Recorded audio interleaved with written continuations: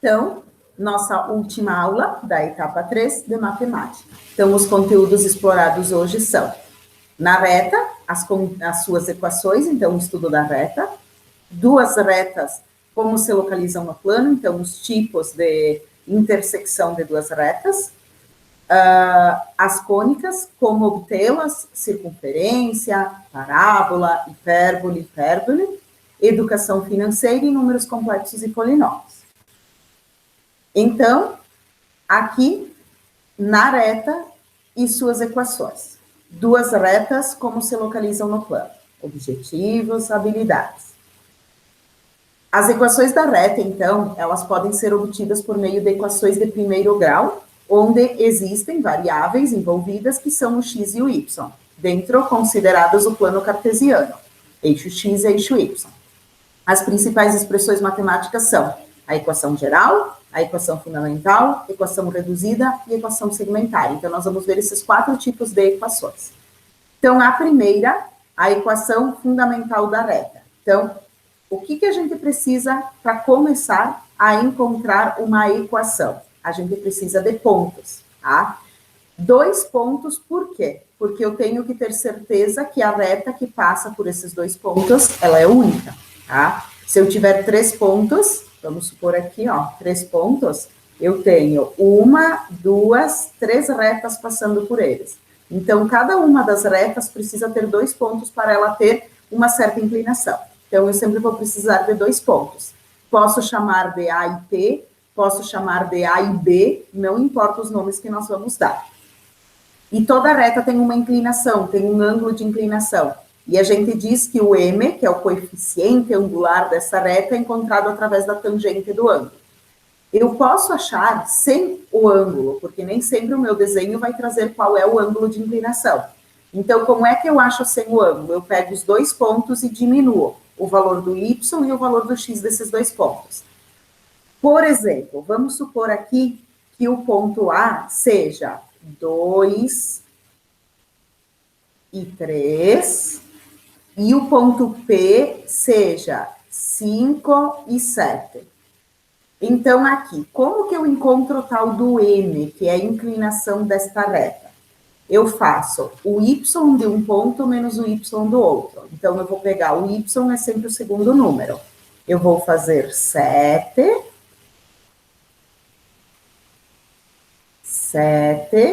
menos 3, que é o y do outro ponto. Então, y com y em cima, e 5 menos 2 na parte de baixo. 7 menos 3 é 4, e 5 menos 2 é 3. Então, 4/3 é o M, é o coeficiente de inclinação. Aí, esse M, eu vou usar ele aqui, ó. 4/3, aqui na equação. E aí, além do M, eu tenho que ter x menos o ponto e y menos o ponto. Aqui eu chamei de ponto A, mas poderia ser o ponto P sem problema nenhum. Então, quem é o y do ponto A? É o 3. E quem é o x do ponto A? É o 2. Então, eu substituí esses valores aqui dentro. Então, aqui é o y do ponto A e aqui é o x do ponto A. Se eu escolher o ponto A, eu coloco os 2 aqui. Se eu quiser fazer com o ponto P, colocar o x e o y do ponto P, o resultado vai ser o mesmo, tá? E aí, como é que eu resolvo isso? Eu mantenho o y menos 3 e eu faço distributiva na segunda parte. 4/3 vezes x é 4/3 de x, e 4/3 vezes menos 2 é menos 8/3. Essa é uma equação. Eu posso transformar ela em geral, em reduzida, né? Em equação fundamental, reduzida e segmentária, dependendo do que eu quero. Então, aqui eu fiz dentro da fundamental. Então, essa é a equação fundamental, e eu vou transformando ela. Se eu quero ela reduzida, eu isolo o y. Ela tem que ficar com y igual. Se eu quero ela geral, eu passo tudo para um lado igual a 0. Se eu quero ela segmentária, eu faço x sobre um número, y sobre um número igual a 1. Então, cada uma tem uma propriedade, uma característica, tá? Então, o que eu quero que fique dessa primeira parte? que nós pegamos 2 pontos e nós substituímos dentro desta função, desta fórmula, que é da equação fundamental da reta, e achamos o m. Depois, com o m e o ponto A, a gente substituiu dentro da equação fundamental para encontrar como ela fica, tá? Então, uma primeira noção de equação fundamental, tá? Também, se eu não quiser trabalhar com a fundamental e deixar ela no formato de geral, de reduzido, de segmentária, que é só isolar o y, passar tudo para um lado igual a 0, separar o x e o y igual a 1, eu posso encontrar a equação por outros caminhos. Então, aqui eu mostro que a equação geral, por exemplo, que ela tem esse formato aqui, antes eu escrevo o termo de x, depois o termo de y, depois o número sozinho, e eu igualo a 0, ela pode ser encontrada fazendo determinantes. Então, como que a gente resolve uma matriz determinante? A gente aprende isso na etapa 2 também, no segundo ano do ensino médio. A gente começa escrevendo x, y, u. Aqui a gente vai colocar um ponto A. Então, vamos supor um ponto A, eu vou usar o mesmo que eu escolhi no exercício anterior, que era 2 e 3 e 5 e 7. Então, eu vou chamar o A de 2 e 3 e o B de 5 e 7. Então, quer dizer que aqui eu vou escrever o x do A, o y do B completo com 1, e aqui o x do B, o y do B completo com 1. Tá? Tá aqui ela. Aí, qual que é a regra? Eu repito as duas primeiras colunas. Então, vejam que eu repeti a coluna do x e a coluna do y. E eu escrevo igual a 0 aqui no final. Agora, como é que eu vou resolver? Eu vou multiplicar esses 3 elementos. X vezes 3 vezes 1, 3x. Agora, eu vou multiplicar esses 3 aqui. Y vezes 1 vezes 5, 5y. 1 vezes 2 vezes 7, 14. Agora, os próximos, que eu vou trocar a cor da caneta, eu tenho que considerar eles com o sinal contrário. Então, por exemplo, aqui, 1 vezes 3 vezes 5 dá 15, mas eu escrevo menos 15. 7 vezes 1 vezes x dá 7x, mas eu escrevo menos 7x. E 1 vezes 2 vezes y é menos 2y, igual a 0. Aí, agora, o que eu vou fazer? Eu vou juntar. Primeiro um termo com x, então é o 3 com o menos 7, que dá menos 4x. Depois os termos com y, 5 menos 2, 3y. E os números sozinhos, que são o 14 menos 15, que dá menos 1, igual a 0. Deste jeito, eu escrevi a equação geral, que ela tem esse formato, o termo com x, o termo com y, um número igual a 0. Sempre ela vai ter esse formato, essa característica. Se eu voltasse e pegasse essa equação aqui, passasse ela toda para um lado igual a 0 e fizesse MMC para tirar o denominador, ela ia ficar exatamente igual a essa daqui. Tá? Também, nós podemos ter uma equação reduzida. O que é a equação reduzida? A equação que a gente isola o y. Então, vejam que aqui tem toda a explicação e no final aparece y igual ao formato. Então, eu vou pegar o exemplo primeiro que a gente fez e a nossa conta terminou em y menos 3. Então, eu vou escrever ele aqui, ó. Y menos 3 igual a 4x sobre 3 menos 8 sobre 3. Só vou confirmar se eu não errei nenhum sinal. 4x sobre 3, 8 sobre 3. Então, como é que a gente chegou até aqui? Nós pegamos um ponto, substituímos na equação, achamos o m, depois o m e o ponto A, substituindo na fórmula. Se eu quero que essa equação fique na forma reduzida, eu vou isolar o y. Então, sempre é isolar y. Então, nós vamos fazer isso. Eu vou deixar o y aqui, o 4x sobre 3 menos 8x já estão do lado de lá, e o 3 que está positivo, eu vou passar, está negativo, eu vou passar para o lado de lá positivo. E aí eu vou poder juntar esses termos aqui, porque eles são números, eu posso juntar número com número. Então, vai ficar y igual a 4x sobre 3. E aqui eu faço o MMC, que a gente aprendeu na etapa 1 e também no primeiro ano do ensino médio. Como é que a gente faz MMC? Pega o denominador, divide ele pelo de baixo, multiplica pelo de cima. 3 dividido por 3, 1. 1 vezes menos 8, menos 8. 3 dividido por 1, 3. 3 vezes 3, mais 9. E aí, resolvendo a parte do MMC, menos 8 mais 9 é 1/3. Então, aqui está a equação reduzida desta reta. Prof, se eu quisesse fazer a equação reduzida da resposta anterior, do menos 4x mais 3y menos 1, eu também posso fazer a reduzida aqui. Como é que eu faço a reduzida aqui?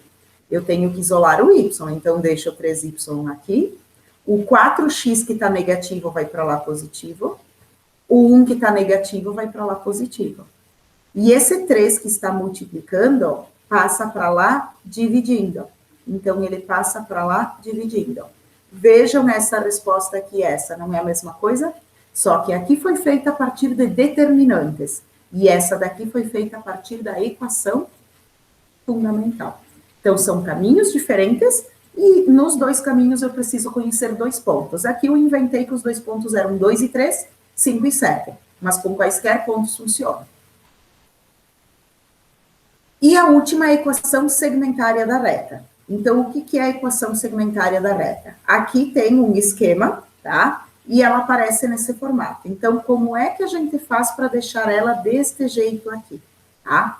Então, a gente pega a função e a gente tem que igualar ela a 1. Para igualar ela a 1, a gente precisa ter os termos aqui só com x e aqui embaixo os termos, os números que sobram. Então, como é que a gente faz isso? Então, vou pegar, por exemplo, tá? O menos 4x, vou escrever ele aqui, menos 4x mais 3y, que a gente tinha antes, menos 4x mais 3y, menos 1 igual a 0. Menos 1 igual a 0. Como é que a gente vai fazer essa equação ficar com esta cara? Primeiro, vejam que tem x e y de um lado e números do outro. Então, nós vamos respeitar essa ordem. X e y ficam e o número vai para o lado de lá. Vejam que aqui o 1 já está pronto. Só falta agora eu resolver esta parte aqui. O que eu vejo aqui? Que eu não tenho número na frente do x e do y. E aqui eu tenho que tirar eles. Como é que eu tiro eles? Primeiro aqui, como é que eu tiro esse 3 daqui? Eu só consigo tirar esse 3 daqui se eu dividir por 3. Porque daí ele cai fora, certo? Só que eu não quero que ele desapareça. Eu quero que isso daqui seja a mesma coisa que isso. Então, como é que a gente vai fazer para descobrir que número que eu coloco embaixo de cada uma dessas frações? Eu tenho que pôr o número inverso desse daqui. Por quê? Porque o inverso de 3 é 1/3. E o inverso de 4, ou de menos 4, é menos 1/4. Então, a partir do momento que eu escrevo 1/3 aqui e menos 1/4 aqui, eu posso tranquilamente tirar o valor aqui da frente. Por quê? Porque esta conta é a mesma coisa que a anterior. O que é uma fração dividida? Eu resolvo ela, como a gente aprendeu na etapa 1, divisão de uma fração por outra. Eu copio a primeira vezes o inverso da segunda. E o inverso seria isso. E se eu resolver isso aqui, não volta para o menos 4x? Da mesma forma, o y. Eu multiplico pelo inverso do valor que tem embaixo. O inverso do valor que tem embaixo ficaria 3y. Então, eu só pego o número que está na frente e eu faço o inverso dele e coloco para baixo. Desse jeito, eu vou ter uma equação segmentar. Tá? Então, esses são os tipos de equações. A partir de uma delas, eu posso transformar e escrever todas as outras. Eu só tenho que saber o que é uma equação geral, o que é uma equação reduzida, o que é uma equação segmentar. Aí eu vou conhecer todas as formas de escrever uma equação. Muito bem, eu sei equação, mas eu continuo estudando retas. Será que todas as retas são iguais? Elas sempre vão passar por 2 pontos e vão ser sempre iguais? Elas vão passar por 2 pontos, tá? Podem ter pontos em comum, só que elas têm algumas características. Por exemplo, se a reta for paralela, o que quer dizer retas paralelas? São retas que não têm nenhum ponto em comum. Ah, eu vou estacionar em paralelo. Então, estaciona um carro aqui, outro carro estaciona aqui, eles não se tocam, eles não têm nada em comum, tá? Então, quer dizer que os seus coeficientes angulares, eles vão aqui, ó, seus coeficientes angulares forem iguais ou não existirem. Porque eu posso ter nesta situação aqui, tá? Ou nesta situação aqui. Tem várias formas de duas retas serem paralelas. Então, vou deixar o símbolo aqui do lado, ó. Paralelas é isso daqui. Aqui eu coloquei elas de pé, então, para vocês verem. Se não forem paralelas, elas podem ser retas concorrentes. Já diz que estão concorrendo. Uma hora uma é mais barata o produto do outro, assim por diante. Então, retas concorrentes, elas têm que se cruzar. Elas têm um ponto em comum, tá? Elas podem ser paralelas de qualquer... concorrentes de qualquer forma, desde que elas se cruzem formando um X em algum ponto.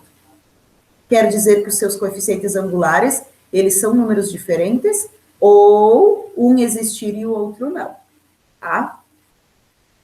As retas perpendiculares, talvez as mais comuns, elas têm um ponto em comum, mas elas formam um ângulo de 90. Então, elas formam um X, mas elas formam um X de forma em que entre elas o ângulo é de 90. Então, eu considero como se fosse o sinal de mais, tá? Que aqui no meio o ângulo é de 90. Então, ela é uma reta concorrente, mas perpendicular. Ela se cruza num ponto, mas formando um ângulo de 90.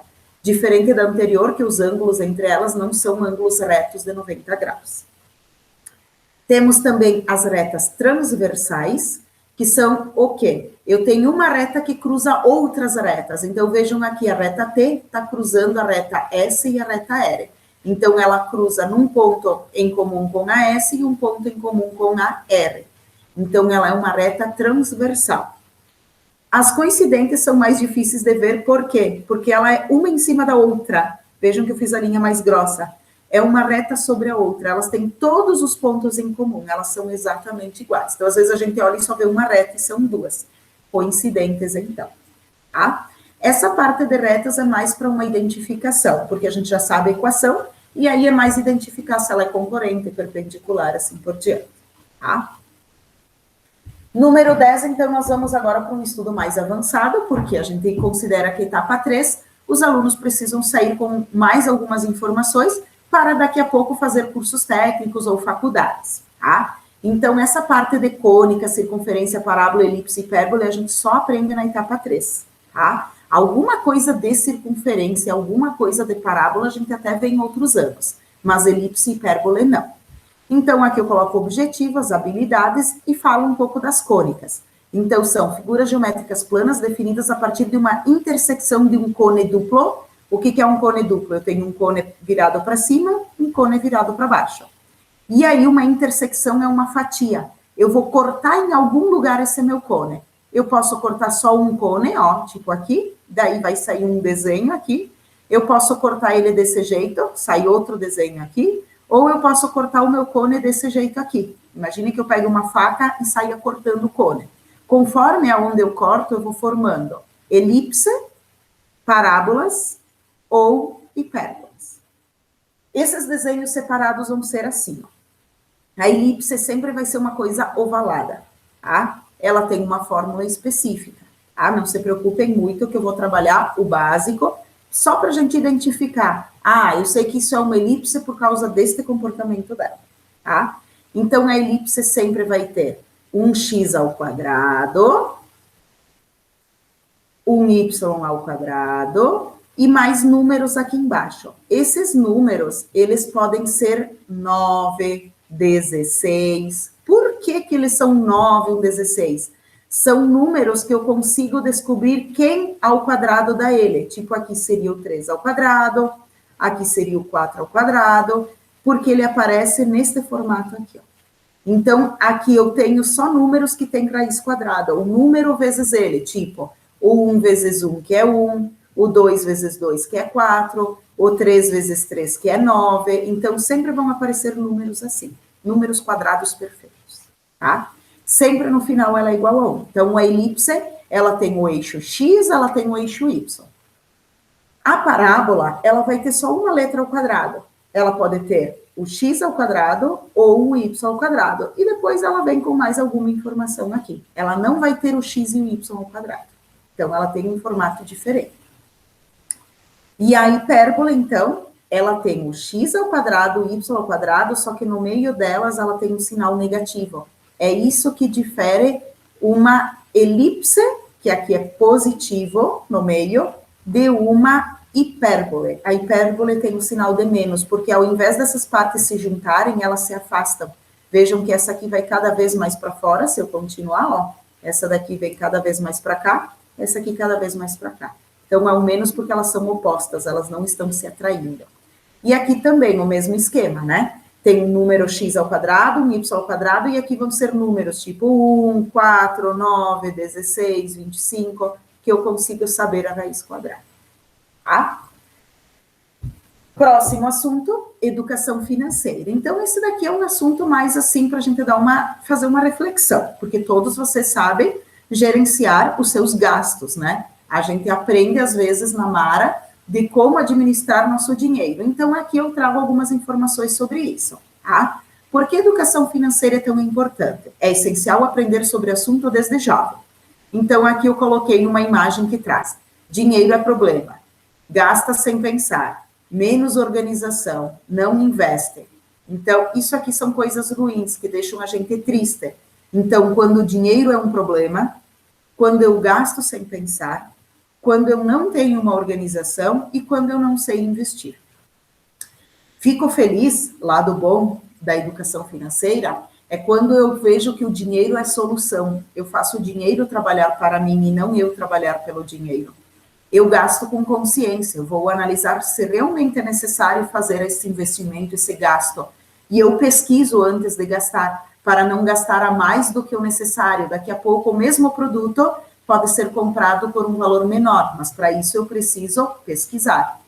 Organização. Será que é esse mês que eu posso gastar ou seria melhor esperar o mês que vem e aí eu vou juntando um pouco mais de valor? Porque eu tenho que ter sempre uma reserva, eu nunca sei os imprevistos que podem acontecer. E eu vou aprender a investir. Eu não preciso ser um aplicador de valores numa bolsa de valores, mas eu tenho que saber que se eu deixar o meu dinheiro na poupança, ele vai render tanto. Mas eu posso falar com o gerente do meu banco e pedir para ele se investir, por exemplo, na Previdência não é mais rentável. Quanto que eu preciso de mínimo para aplicar na Previdência? Tu precisa aplicar no mínimo R$1.000. Bom, então durante 5 meses eu vou guardar R$200 para poder aplicar lá no 5º mês R$1.000 na Previdência. Então, são investimentos simples, tá? Eu quero deixar o meu dinheiro na poupança. Ok? Como é que funciona? Tem vários tipos de poupança, tem CDB, CDB+, enfim, conversando com o gerente da nossa conta, ele pode nos auxiliar. A educação financeira não consiste somente em aprender a economizar, cortar gastos, poupar e acumular dinheiro. É muito mais que isso, é buscar uma melhor qualidade de vida, tanto hoje quanto no futuro, proporcionando a segurança material necessária para aproveitar os prazeres da vida e, ao mesmo tempo, ter uma garantia para eventuais imprevistos. A famosa fábula da formiga e da cigarra exemplifica muito bem uma eterna questão que tentamos resolver diariamente.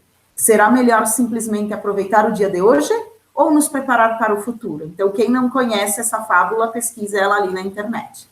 Tá? Traduzindo isso num exemplo prático, suponha que você esteja passeando num shopping e passa por uma loja com aquela roupa fantástica que você sempre sonhou. Você não tem mais dinheiro para o mês. O que você faz? Compra a roupa no cartão em 3 vezes, afinal você merece? Nunca se sabe o dia da manhã, mas ele vai ser melhor com essa roupa nova. Não compra naquele momento, mas volta para casa e começa a planejar o que fazer para economizar e comprá-la daqui a 3 meses. Não compra naquele momento e nem depois, afinal você tem outros objetivos mais importantes e prioritários que você deseja cumprir antes da compra da roupa. Então, são situações que podem passar pela cabeça da gente, né? E será que existe uma resposta correta? Qual desses 3 pensamentos é o melhor? Não existe uma resposta completa e correta. Por quê? Você pode escolher respostas diferentes de acordo com o momento da sua vida. Cada um sabe da sua realidade, do momento que está vivendo. O mais importante é que você escolha a resposta de modo consciente, que conheça as implicações da decisão e tenha uma atitude equilibrada. Isso é educação financeira. Ah, eu vou comprar e eu vou trabalhar mais, vou fazer hora extra, vou economizar, ao invés de comer um X, eu vou comer um pão e salame em casa e eu vou economizar. Ou não, eu vou comprar porque vai melhorar minha autoestima, amanhã, quando eu souber que eu tenho que acordar para ir trabalhar, eu vou estar mais bem-humorado. Então, cada um vai ter uma forma diferente de pensar. Tá? Então, serve mais como uma reflexão. E o último assunto, então, da nossa etapa 3, números complexos e polinômios. Números complexos também. Ou vocês aprendem no terceiro ano, na etapa 3, ou vocês não aprendem, porque não é visto em outras etapas ou em outros anos, tá? Do ensino médio. Já polinômios a gente aprende lá no fundamental alguma coisa assim. Então, objetivos, habilidades, e aqui eu falo dos números complexos. Então, o que são esses números complexos? É um novo conjunto de números, né? Mais abrangente que os números reais que a gente conhece, e eles foram descobertos após muitos estudos em que a gente encontrava uma conta sem solução. Como isso, então? A gente já se deparou em alguns exercícios na vida em que a nossa conta aparecia assim, ó, x ao quadrado igual a menos 4. E aí a gente percebeu que não tinha solução. Nenhum número, colocando ele ao quadrado, ele vai dar menos 4, porque o número ao quadrado sempre sai positivo, nunca negativo. Então, para esse tipo de conta, não haveria solução. Então, aqui eu coloquei um outro exemplo, x ao quadrado mais 1 igual a 0. Nenhum número que eu coloco aqui, se eu colocar um negativo, ele vai ficar positivo. Se eu colocar o positivo, ele vai ficar positivo também. Nenhum é solução. Então, a partir desses conjuntos de números novos que surgiram, foi se dado o nome de números complexos, tá? Que são o quê? Números que a gente não consegue resolver dentro das condições reais. A gente pode chamar eles até de números imaginários, porque a gente só vai conseguir resolver eles se a gente atribuir um i. Então, por isso que esses números vão aparecer com um i minúsculo. Por exemplo, isso aqui é uma opção de número, 3 mais 2i. Outra opção, 5 menos 3i. Outra opção, 7 mais 10i. 3 mais 6i. Sempre vai ter um número sozinho, um número com i? Não, pode ser só um número com i. Eu posso ter um número só 2i, um número só menos 3i. Mas ele vai ter um i junto para que eu saiba que ele é um número complexo. Tá, aprendemos esses números e a gente pode usar eles no dia a dia? Não, não é um número que tem uma aplicação no dia a dia. Em alguns cursos da faculdade, em alguma engenharia, a gente pode usar. Por isso que aqui nós vamos trabalhar o básico com eles, tá? O que eu faço com esses números, então? Eu posso somar eles e eu posso diminuir eles. Eu também posso multiplicar e dividir, mas hoje nós vamos ficar só na soma e na subtração. Como é que eu somo dois números desse jeito aqui? Eu somo o número sozinho com o número sozinho, que seria o 3 e o 5, e o número que tem i com o número que tem i, que seria o 2 e o menos 3. Se eu somar 3 mais 5, não dá 8, e se eu somar 2i com menos 3i, não dá menos 1i. Então, esta é a soma desses dois números complexos que eu criei. E se eu for diminuir? Tudo bem, eu posso somar ou posso diminuir. Se eu quiser a diferença, quanto que é 7 menos 3? É 4. E 10 menos 6? 4. Então, eu tenho como fazer operações. Soma, subtração, multiplicação, divisão com números complexos. Ou números imaginários também. Então, esse é um assunto novo. Talvez vocês nunca tenham visto, imaginado que existia. Tá? E os polinômios, então, como a gente já deve ter visto eles lá no fundamental, são funções, equações que podem ter expoente x2, ou x3, ou x1. E podem ter vários elementos. Então, aqui eu cito vários exemplos, tá? Estes são exemplos de polinômios. O que eles têm de aplicação? O mais comum é a gente interpretar os gráficos deles. Por exemplo, aqui.